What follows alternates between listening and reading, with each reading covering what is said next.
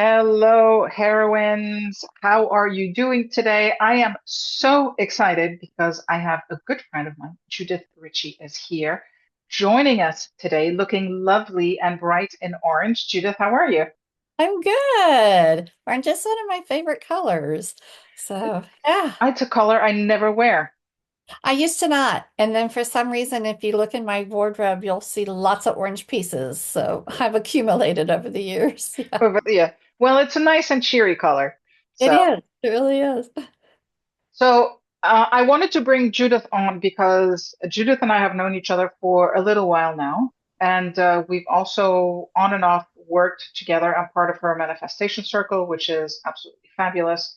Mm. But I wanted to ask her to kind of share her story, share where she's from, what she does, and then we'll kind of take it from there. That works. So I live outside of Houston, Texas, in a small rural community that's about 45 minutes northwest of Houston. What's really interesting is this is a well-established community that's been around a long time, and they don't love newcomers. And even though I've lived here since 1995, I'm still considered a newcomer. Are you serious? Totally serious. I was at a networking event a couple of years ago and somebody asked me, well, how long have you lived here? And I said, since 1995. And they're like, oh, well, so you're still a newcomer. And so it's just kind of funny. I do most of my relationship building and connecting online with other like-minded people because I've found a limited number of like-minded people here in this area. So that's one of the beautiful things about the world that we live in because Alex and I and others like us can connect because of the beautiful technology that we have. So how did I get to where I am? Just very encapsulated. I moved here to this little community with my first husband who decided to leave our family, and I stayed here with my children, and I raised five children by myself as a divorced mother for a few years. During that time, I met the man I'm now married to, and we'll be celebrating 23 years of marriage this year. And that has been a arduous, long, wonderful, beautiful, messy road. As most marriages are, right? Um, but a really significant thing happened in 2009 and 2008, 2009. I went through what I call my dark night of the soul experience. And if you've been around women and what women go through, you may have heard that term before. I just really hit the wall. And what the long story short, the short story, love that long story is that I realized I had not been using my voice to talk about what I wanted in my life. I had been saying yes to what everybody else wanted for me in their lives, not in a people-pleasing kind of way, but more of a submissive kind of way. And so when I finally figured out that I could say yes to me and I could say no to other things and really figure out what I wanted in my life, that changed everything for me. And I found my way into the holistic world via my youngest daughter who has ADD, ADHD, and dyslexia. And I wanted some methodologies to help her without having to use traditional medications and things.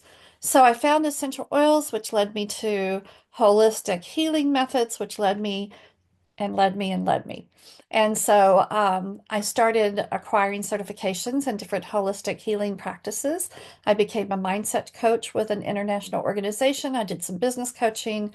I led a mastermind. And then I was introduced to a methodology called Healing from the Body Level Up, HBLU, which absolutely changed my life. I'm a certified practitioner in that, along with several other modalities.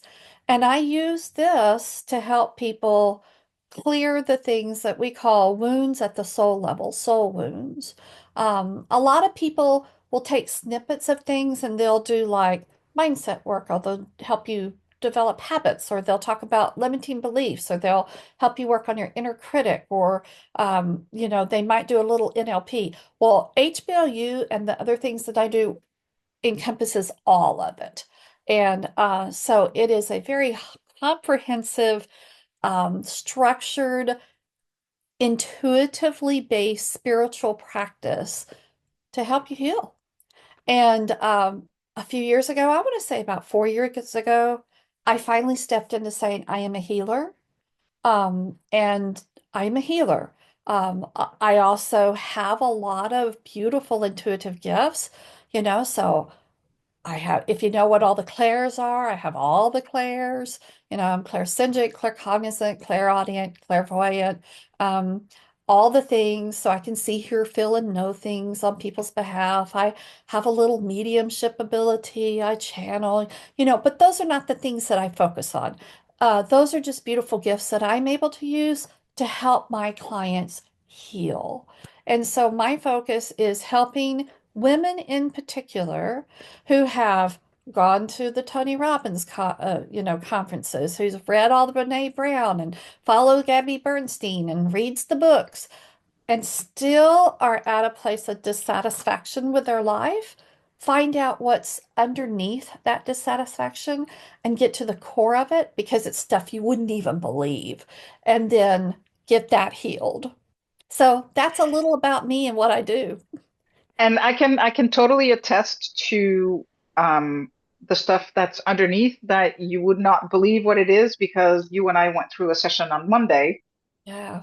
I think, and the stuff came up and I was like, but it doesn't make any sense. And it doesn't make any sense rationally, but it's what my body subconsciously feels. So I wanted to ask you, the HBLU, did you use that in your healing or did you in your own healing or did you learn that after you went through your journey? That's a really great question. So my healing was kind of self-directed, intuitive. Alex, I literally sat on the couch for 6 months. And I did the bare minimum of what I need to do in life. My husband and I are in a very bad place in our marriage. We lived on separate sides of the house. I couldn't get him to leave the house. It was so frustrating because I wanted him to move out and divorce him, and he wouldn't do it. So he lived on one side and I lived on the other. And I still had my 10-year-old, my youngest of five was at home. She was 10. And it was me and God. And God directed me through the healing, the beginnings of my healing. And it was really fascinating because there was a pivotal day, a pivotal moment. And now I know what those things are that happen. I got up off of the couch one day and, like in that Claritin commercial, the film peeled back and I went from foggy to clear. And the next minute, I felt a switch flip on my left arm, like a hand had reached down and turned me back on again. And what that was my God switch got connected, and I got connected back to divine love. And so it was a few years later that a friend of mine directed me to HBLU because I was already doing healing work. And she said, you really need to go get certified in this. You really need to do this. And it's extensive. It's like getting a master's or more. There's 6 levels, there's postgraduate work, there's, all the things. So over a course of about 3 years, I got all the certifications. So it was both. Yeah. And do you find that the different aspects of spirituality that you talked about, the mediumship and all the clairs and everything else, did you discover that through your training, or did you have the beginnings of that and the training helped you to kind of amplify everything? The latter. I already had things going on, and it was really funny because when I went to my first training class for HBLU, that was pre-COVID, and so we went in person, and I was the only non-medical or licensed therapist, non-medical doctor or licensed therapist there. There's about 25 of us in the country that are certified at the level I'm certified at, and I'm one of the only non licensed people that's certified in HBLU. And they would be talking and they would be using industry jargon. And I just knew things intuitively. And they'd use a term and I went, oh, that's what that's called. I do that. Oh, that's what that's called. I do that. And so I started putting it all together as I went. Yeah. Okay. No, that's cool. That's cool. I also want to go back to what you said earlier about you said yes to not from a people pleasing person, Right. but my question was, did you then also say yes because you just didn't know what you wanted? No, I think it was more of a here's the track, here's what you do kind of a thing, you know. And when I look at my divorce from my first husband, for many, many years, I blamed him because he had an affair. But the healing moment was when I realized that, well, I said yes to that marriage. So I was 100% as responsible for our divorce as he was. And so the track was go to high school, graduate, go to college, get a teaching degree, get a job, get married, have kids, be a wife, you know. Okay. And so it was like check, check, check, check. Oh, what's next? Oh, this is the next thing, right?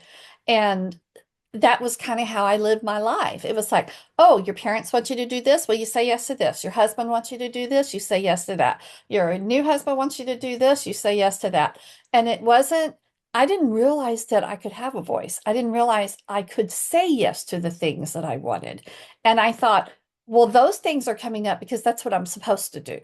And so I need to be a good girl and get those things done. So the conditioning was strong within you. Pretty strong. Yeah, it was. It was pretty strong. Yeah. So, the ladies in the group, our heroines, are all, have gone through divorce or are going through divorce or have, are separated from a long-term relationship. Um, you talked about because you made the choice to marry him, you were also 100% responsible. So he was 100% responsible. You were also 100% responsible. Yes. So how did you make that switch? Because I know when I went through my divorce, I went through a period of it was all his fault and I did everything I went. I could to save the marriage.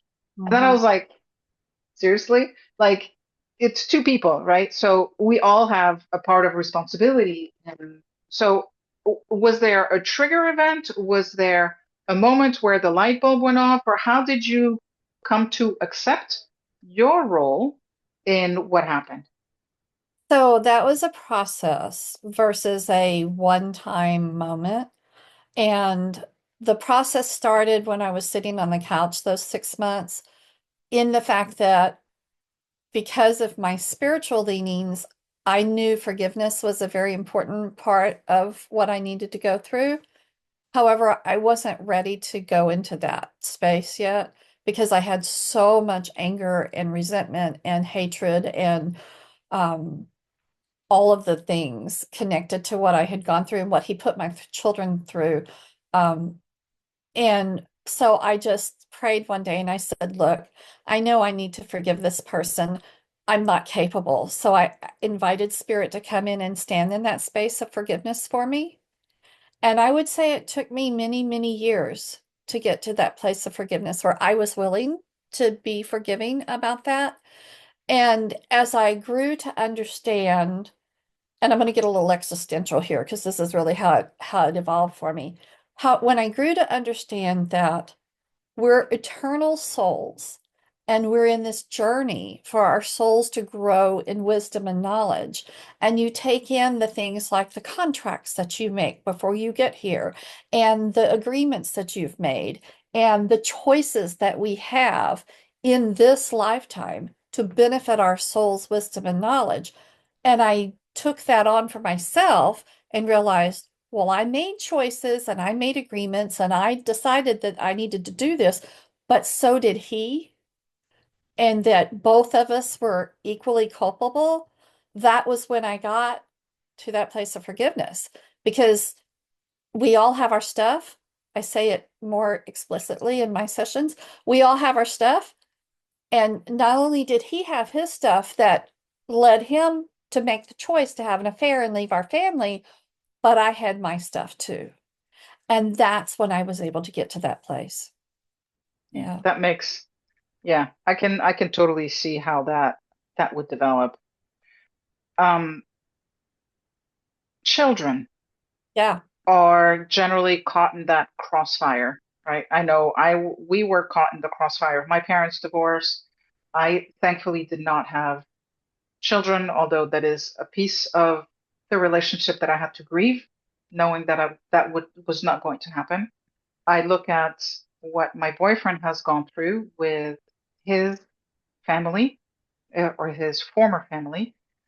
Um, how did you manage that relationship with the children and the dissolution of the relationship while continuing to nurture and support your kids as you were going through that? Not well. Okay, so this was before I had my spiritual awakening, and I was just strictly operating from ego.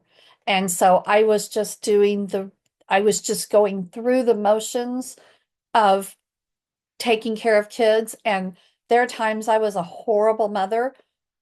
My ex-husband terminated his parental rights on my kids, so it was just me for many years with them. And I also got pregnant while we were getting divorced.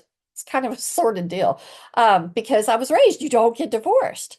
And so he kept pinging back and forth from me into the mistress, and I got pregnant, and that wasn't a planned pregnancy. So here I was, and in Texas, you can't get divorced while you're pregnant. So I had to wait until I had his baby. So I'm here.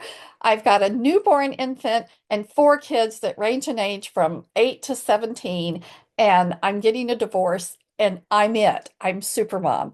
And I didn't have a clue, Alex. I mean, I did so many things wrong, and I love my children so much. And there were times I was such a horrible mother. And I've lost a relationship with one of my children because of that.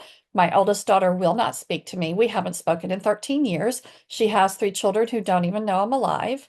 And the other four, we've all made our peace. And, one of the gifts for me from working with women who have gone through things like, mother wounds and father wounds and listening to their things was they kept saying, I just wish I could hear my parents say, and then they'd fill in the blank.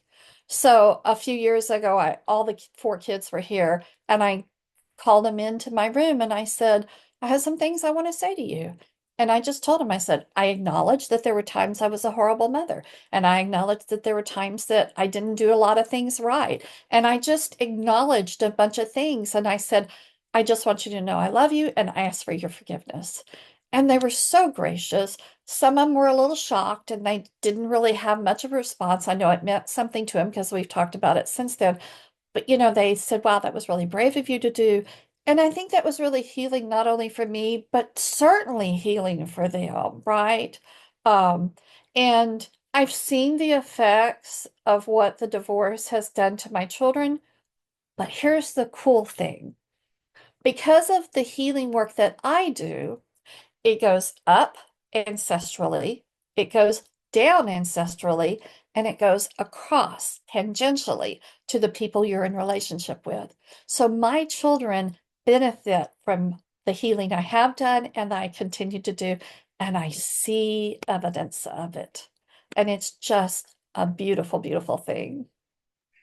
So, learning from your experience, if there was one piece of advice that you could give to women who are going through this difficult time and who have children, what would be the one thing you would want them to know?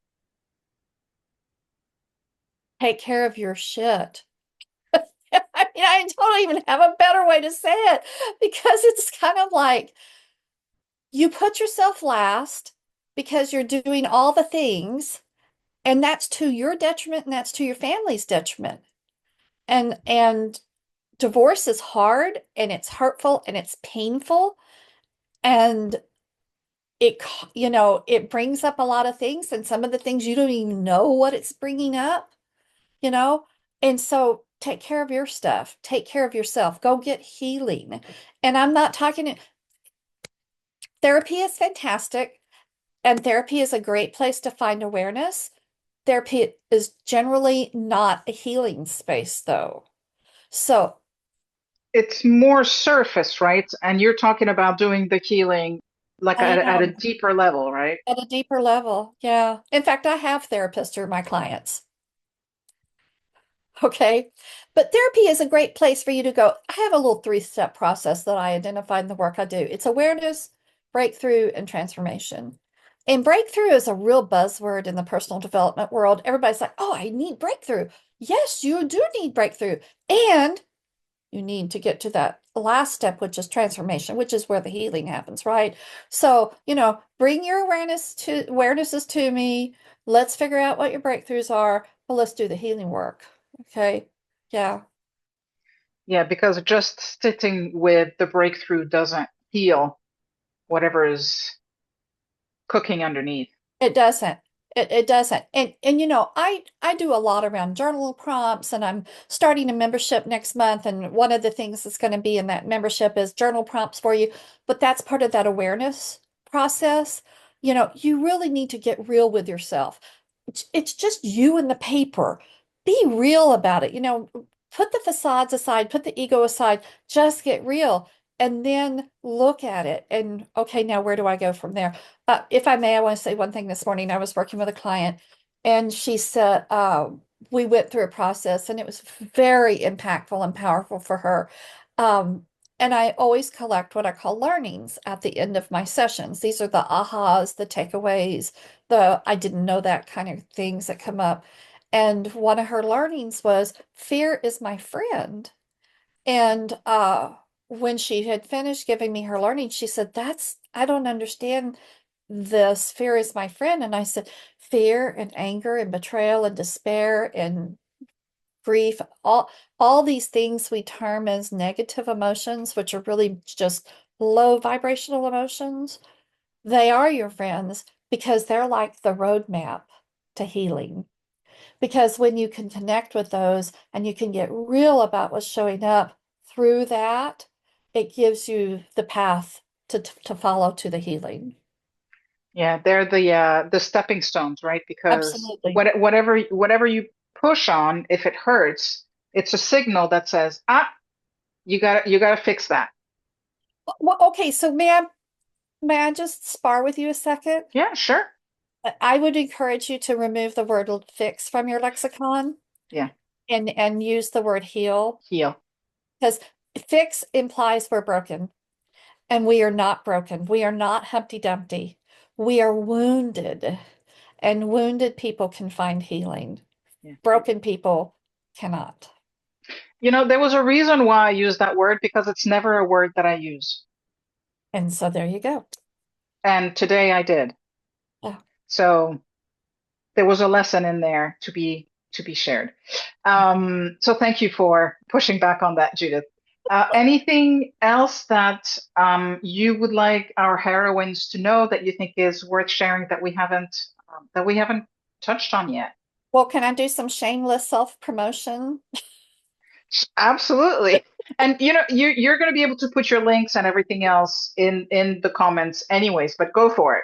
So, one of the things I realized that I needed when I was going through my healing journey was I needed support. And I went to bookstores and I talked to pastors and I tried, and this is back in 2008, 2009. Believe it or not, the personal development world really didn't exist at that point. And if you went to look for things about healing your marriage or healing after divorce, it was all about how to be a better wife, how to be a Christian wife, how to be a helpmate to your husband. And I was like, no, I don't want anything. I need to know what to do for me. And so, what I have come to discover is that women desperately are looking for support. And I have created a membership that I'm launching in June that's going to be for women for support. And it's going to be those deep dives into the things that nobody else is pushing you on. No one else is giving you an opportunity to get into. So it's going to include really juicy journaling prompts. It's going to have meditations that are going to really hit you, and really speak to what's going on with your heart. I'm going to have healing classes that are available for us and so much more. And then one of the things I'm most excited about is every day you can receive a text from me that's going to have an inspirational thought or quote or a way for you to start your day. And for my when you sign up with me, the first month is free, and then you'll have the ability to continue that on a subscription. And then I'm going to be dropping different courses in for my membership members. And so they'll have the opportunity to take advantage of those too. And I know that that's going to be supportive because we need support. And regularity and rituals, those kinds of things are supportive for ourselves too. So I'm gonna circle back to what I said about take care of yourself. And this is just a beautiful way to exercise some self-care on a very consistent and regular basis. And I like that you used self-care in this context because I think for many people, self-care, it's mani-pedis and massage and things like that, but it can go so much deeper than that and really going back to using your words, really that self-care more at the soul level than at the surface level. Thank So, you. Yes, yes, I agree so much. And just like I taught you how to muscle test when we work together, I'll be teaching everybody who has a membership how to muscle test because I'm going to tell you something. We have the wisdom within us. We have just not been taught how to connect with it. And just like I did so much of that healing in a self-directed way, I can help expedite that for you through the practices that I'll be bringing. And then when you really want to do the deep dives, then that's the one-on-one with me. that's awesome. Judith, I want to say thank you so much for sharing your wisdom. Heroines, if what Judith shared with you resonates with you at all or piques your interest, Judith will throw her all her information and ways to reach out and things like that in the comments.